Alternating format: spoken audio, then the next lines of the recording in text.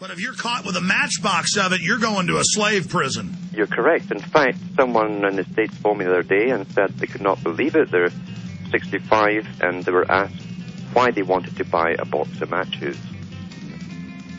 Oh, yeah, everywhere. Matches, spray paint, over-the-counter drugs. Everyone's being asked questions. All the clerks are being trained to ask questions like we live in Red Dawn. That's correct. I mean, just, folks, we are gone.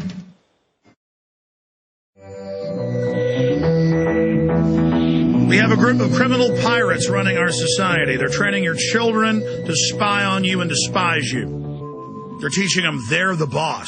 Al Gore on tape. Your parents don't know. You do. You're in control now. Time Magazine for Kids saying your parents belong to a bygone, pathetic age. You know freedom and you want the microchip. That's a paraphrase quote. I mean, just bizarre. And it's over the top. They just intimidate you into accepting tyranny. They just throw it in your face and you just capitulate. Alan Watt comments on that. That's true, because they are organized. They can't help but be organized because the biggest bankers on the planet are in on this whole future. I used to be astonished as to why Victor Rothschild, Lord Victor Rothschild, has now been disclosed, and they knew it all along in the 60s and the 40s, even in the 50s.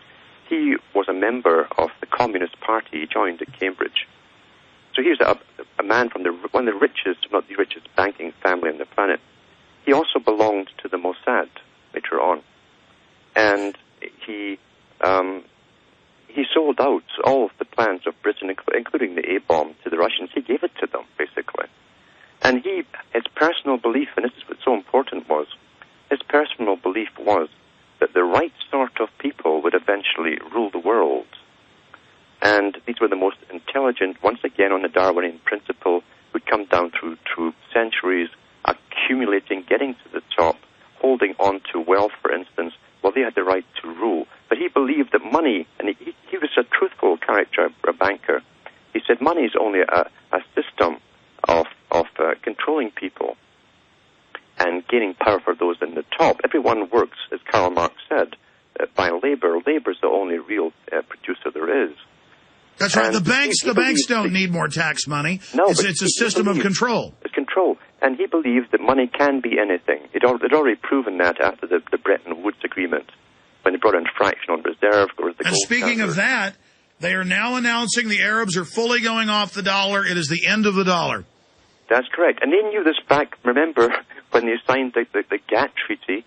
The public were kept out of it. It was never explained to them by any media what the General Agreement on Trade and Tariffs was. It never told them that, yes, the taxpayer would be funding for their own factories to uproot and go to China. They never said, well, the taxpayers will pay these corporations for 10 years.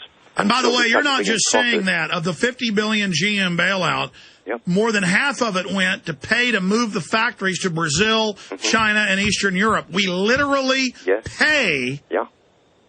And the public were utterly ignorant, even when suddenly everything started to say, made in China, made in China. They didn't, because most of the public are never conscious.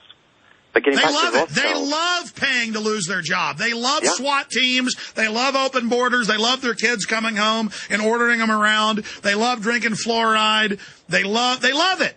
They do, and they love to play. And that's a problem, and that is a big problem. They are the middle people who will do nothing. They'll go whichever way the winner goes. That's right. That's why they do it. They think the globalists are winning. And so even now that it's proven we're going into a tyrannical world government, they're going, I like it. I love my kids. I'll be okay because I keep my head down. That's their attitude.